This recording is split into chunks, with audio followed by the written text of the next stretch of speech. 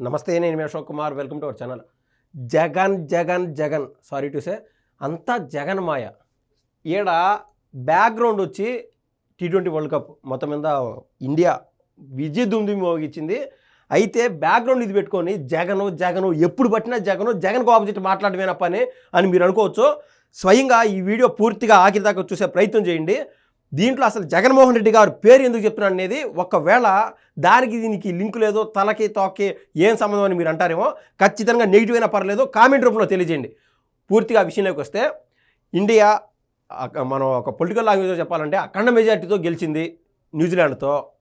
భారీ మెజార్టీ అనమాట. ఒక మాటలో చెప్పాలంటే 2007, 2024, 2026లో 3 సార్లు టైటిల్ గెలిచినటువంటి ఏకైక టీం ఏదన్నా ఉన్నదంటే ఒక భారతదేశమే T20 వరల్డ్ కప్లో. అదొక రికార్డు. ఒక హోమ్ టీము అంటే ఏ దేశంలో అయితే మ్యాచ్లు జరుగుతున్నాయో ఆ టీము టైటిల్ గెలిచినటువంటి దాఖలాలు ఇప్పుడు దాకా T20 వరల్డ్ కప్లో లేనే లేదు. ఆ రికార్డు కూడా ఇండియాకి దరిచేరింది. అది పక్కన పెడితే, ఎవరైతే ఆల్రెడీ ప్రీవియస్ టైటిల్ గెలిచింటారో డిఫెండింగ్ టీం గెలిచినటువంటి టీము వరుసగా రెండోసారి గెలిచడం కూడా అదొక రికార్డు. ఇలా ఇండియా అమ్ముల పొదిలో అనేక రికార్డులు దరిచేరినాయి. ఈ క్రమంలో ఈ మొత్తం జర్నీలో ఒకానొక సమయంలో అమెరికాతో జరిగినటువంటి ఆ మ్యాచ్లో దాదాపు అమెరికా గెలుస్తుందే, ఇండియా గెలుస్తుంది అనేటువంటి నేపథ్యం కూడా కనిపించింది. మొత్తం మీద ఆ మ్యాచ్లో కూడా సెకండ్ ఇన్నింగ్ సమయానికి భారతదేశం ఇండియన్ టీము యుఎస్ఏని తుక్కు తొనకలు చేసేసి పక్కన పెట్టేసింది. ఆ మాత్రం కష్టాలు నష్టాలు చెమటోడ్చి ముందుకెళ్తా ఉండి ఆఖరి మూమెంట్లో ఒకానొక సమయంలో సౌత్ ఆఫ్రికాతో ఓడిపోయినటువంటి ఆ క్షణాన నెక్స్ట్ జరిగేటువంటి జింబాబ్వేతో కావచ్చు, అదేవిధంగా వెస్టిండీస్తో కావచ్చు, గెలిస్తేనే సెమీఫైనల్కి పోవాలా. అటువంటి పరిస్థితులు ఇండియాని ఆవరించినాయి. మొత్తం మీద అది గెలిచింది, సెమీఫైనల్ గెలిచింది. వచ్చి ఓవరాల్గా ఫైనల్లో కూడా ఈ న్యూజిలాండ్ని మనం చూసాం. 12 ఓవర్లకి 162, 172 స్కోర్ను కూడా చేసేసింది న్యూజిలాండ్. దాంతోపాటు ఇప్పటిదాకా న్యూజిలాండ్తో ఇండియా T20 వరల్డ్ కప్లో ఒక్క మ్యాచ్ కూడా గెలచలా. 3 జరిగింటే ఇది వరకు 3 కూడా న్యూజిలాండ్ గెలిచింది. అన్ని వ్యతిరేక పరిస్థితులు, వ్యతిరేక పవనాలు వీచినటువంటి ఈ సమయంలో కూడా ఇండియా తన యొక్క ఖ్యాతిని మరోసారి ప్రపంచానికి చాటి చెప్పింది. ఇది ఓవరాల్గా క్రికెట్కి సంబంధించి ఈ వ్యవహారంలో. ఈ మొత్తం సబ్జెక్టులో మనం చూస్తే సంజు శాంసన్ లేట్గా టీంలోకి అడుగుపెట్టాడు. అతను తన యొక్క హవా చూపించాడు. కేరళ నుంచి ఒకే ఒక్కడు అని చెప్పి ఆయన తన యొక్క శక్తి సామర్థ్యాలు నిరూపించుకున్నాడు. ఓపెనింగ్ స్టాండర్డ్ వరుసగా లాస్ట్ 3 మ్యాచ్లో కూడా హాఫ్ సెంచరీ చేసినటువంటి విషయం మనం చూసాము. అదేవిధంగా ఇషాన్ కిషన్ కూడా అడప టీంలో తన యొక్క ప్లేస్మెంట్ నిలబెట్టుకుంటూ వస్తూ తన యొక్క హవా చూపించుకున్నాడు. ఇంకా అభిషేక్ శర్మ ఫస్ట్ 3-4 మ్యాచ్లోనూ ఒక 12 రన్లు కూడా కొట్టుకుంటా డక్అవుట్లు వరుసగా 4 మ్యాచ్లో 2 డక్అవుట్లు అవుతా వచ్చినాడు. కానీ అవసరమైన సమయంలో తన యొక్క శక్తి సామర్థ్యాలు ప్రదర్శించాడు. ఇలా ప్రతి ఒక్కరు కూడా, ఇంకా జస్ప్రీత్ బుమ్రా కూడా మ్యాన్ ఆఫ్ ద మ్యాచ్ గెలుచుకోవడం, ఓవరాల్గా Sanju Samson man of the series గెలుచుకోవడం, ఇలా ఓవరాల్గా క్రికెట్కి సంబంధించినటువంటి పరిస్థితులు. అయితే నిన్న ఈ మ్యాచ్ గుజరాత్లోని నరేంద్ర మోడీ ఇంటర్నేషనల్ క్రికెట్ స్టేడియంలో జరిగింది. అక్కడ దాదాపు 120,000 మంది జనాభా గుమికున్నారు. ఇక్కడేంది, నేపాల్లో జరిగినా సరే, సౌత్ ఆఫ్రికాలో జరిగినా సరే, బార్బడోస్, వెస్టిండీస్లో జరిగినా సరే, ఎక్కడ బట్టే అక్కడ ఇండియాకి ఆ యొక్క వెన్నుదన్నుగా నిలుస్తూ ఉంటారు అభిమానులు. ఏవెనో ఐస్లాండ్లో జరిగిన రేపో మాపో ఐస్లాండ్లో కూడా క్రికెట్ స్టేడియం పెట్టి అక్కడక్కడ మ్యాచ్ జరిగితే అక్కడ భారతీయుడు అనేవాడు ఉంటాడు, ఇండియాకు సపోర్ట్ చేస్తూనే ఉంటాడు. అది నిజంగా ఎప్పుడు అంటారు కదా, జగన్మోహన్ రెడ్డి గారు చెప్పిన యాసలోను భాషలోను చెప్పాలంటే అదంతా దేవుడు స్క్రిప్ట్ అన్నట్టు. భారతదేశంకి ప్రపంచవ్యాప్తంగా ఆ క్రేజ్ ఉన్నది, దేవుడు ఆ విధంగా దీవించాడేమో అని చెప్పి నేనైతే భావిస్తున్నాను. అయితే నేను స్టార్టింగ్లో చెప్పినట్టు జగన్ ఆ జగన్ అనే విషయాన్ని పక్కన పెడితే అంతా జగన్మాయ. నరం లేని నాలుక ఏదైనా మాట్లాడుతుంది అనేది ఈ వీడియోలో నేను చెప్తాను. జగన్మోహన్ రెడ్డి గారు ఆ మధ్య నారా లోకేష్ గారు కొలంబోకు పోయినాడు. ఏది, పాకిస్తాన్ వాళ్ళు భారత్లో ఎంట్రీ ఉండకూడదు అని చెప్పి కొలంబోలో పాకిస్తాన్ సంబంధించిన మ్యాచ్లన్నీ జరుగుతూ వచ్చారు. ఆ క్రమంలో ఇండియా వర్సెస్ పాకిస్తాన్ అంటే ఇండియా వర్సెస్ ఆస్ట్రేలియా కావచ్చు, ఇండియా వర్సెస్ ఇంగ్లాండ్ కావచ్చు, లేకుండా ఇండియా వర్సెస్ న్యూజిలాండ్ అనుకోండి. ప్రపంచంలోని పెద్ద దేశాలు అంటే ఇది వరకు అంత standards, quality of batting, quality of bowling ఉన్నటువంటి ఆ దేశాలతో కూడా అంత ఇంట్రెస్ట్గా చూడరు. కానీ ఇండియా వర్సెస్ పాకిస్తాన్ అంటే మిగిలిన అన్ని దేశాలు కూడా కళ్ళప్పగించి ఆ మ్యాచ్ ఖచ్చితంగా చూడాల్సినటువంటి పరిస్థితి ఖచ్చితంగా ఉంటుంది. ఆ క్రమంలో నారా లోకేష్ గారు అక్కడికి పోయినారు. వెనక స్వతహాగా క్రికెట్ అంటే ఇంట్రెస్ట్. ఆ రోజు సాయంత్రం 7 గంటలు బిగినైనటువంటి మ్యాచ్ అప్పుడు పోయినాడు, చూసినాడు. తర్వాత రోజు పొద్దున్నేకి ఢిల్లీలో ప్రత్యక్షమైనాడు. ఢిల్లీలో ఆయన పనులు జరుపుకున్నాడు. ఏదో మన ఆంధ్ర రాష్ట్రానికి సంబంధించినటువంటి పనులు జరుపుకొని మళ్ళీ సీదా చూసే మధ్యాహ్నానికి విజయవాడలో ప్రత్యక్షమైనాడు. ఈ లోపు నీకు ఏమైంది? 12 గంటల గ్యాప్, 20 గంటల గ్యాప్, 20 గంటల లోపు ఒకే మనిషి 3 చోట్ల ప్రత్యక్షమైనాడు. దీన్ని కాస్త ఏమనుకున్నారో ఏమో కానీ వైసీపీ సోషల్ మీడియా వాళ్ళు అంతా నారా లోకేష్ అంతా సొంత ఫ్లైట్లో ప్రభుత్వ ఖజానా నుంచి డబ్బులు తీసుకొని ఇక్కడ ఖర్చు పెట్టుకొని పోతున్నాడని చెప్పి ఇష్టానుసారం రాశారు. తప్పదు కదా, బురద చల్లడము, దాన్ని నువ్వు తుడుచుకోరాని లోపు టైం పడుతుంది. ఈ లోపు చల్లినటువంటి బురద వాసన వస్తూ ఉంటుంది అనమాట. ఆ మాదిర వైసీపీ వాళ్ళు ఇష్టానుసారం ప్రచారం చేశారు. నారా లోకేష్ గారికి ఆ బురద దుడుచుకునే లోపు మంచి గడప దాటే లోపు చెడు ప్రపంచంతో చుట్టేసినట్టు ఆ యొక్క పోర్ట్రేషన్ అయింది.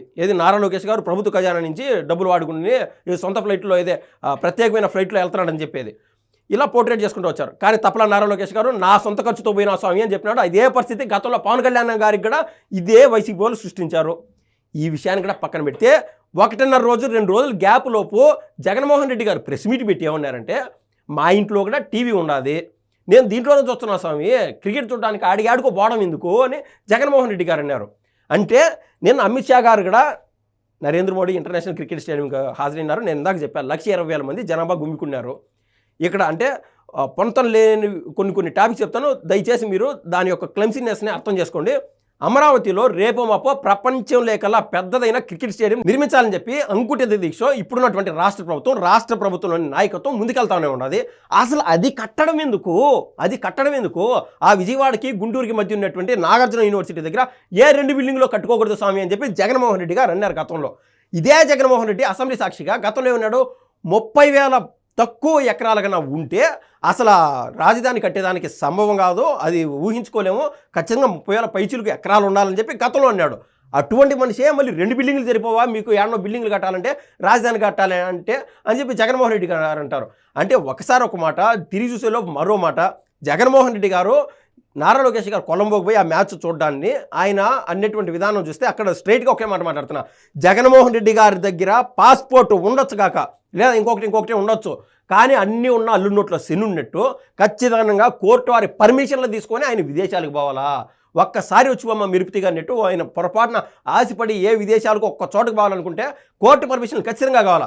ఒక్క సినిమాలో బాహుబలి సినిమాలో ఒక ప్రభాస్ గారు ఉంటారు, అదేవిధంగా రానా పాత్ర ఉంటారు, బల్లాల దేవుడు అన్నట్టు ఈయన మొత్తం రాజ్యాన్ని త్యజించేసి, ప్రభాస్ పాత్రధారి బాహుబలి త్యజించేసి వేరే చోట పోయి ఒక రాజధాని కట్టుకుంటా ఉంటే అక్కడ పైనుంచి చూసారనమాట బల్లాల దేవుడు, అదేవిధంగా వాళ్ళ నాయన చూసి ఏమంటారంటే, ఒరే రాజు ఎక్కడున్నా రాజేరా, వీడు ఊపిరితో ఉంటే ఇది సామాన్యమైన పని కాదని చెప్పి వాళ్ళు ఆ మాదిరి అనుకుంటారు.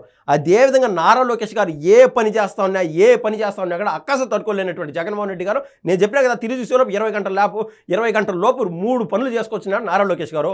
ఎవరైనా సరే కాలం మారింది, ప్రతి ఒక్కరు వాళ్ళు ఉన్నటువంటి నిరంతరమైన బిజీల్లో కనీసం ఏ సినిమానో ఆట విడుపుగా ఏదైనా క్రీడలో లేకుండా ఉంటే ఇంట్లో సొంత తమ్ముడితో కూడా పడతారు, సొంత తల్లితో కూడా పడతారు, పక్కనటువంటి స్నేహితుడు ఫోన్ చేసి కూడా చికాకు పడతారు.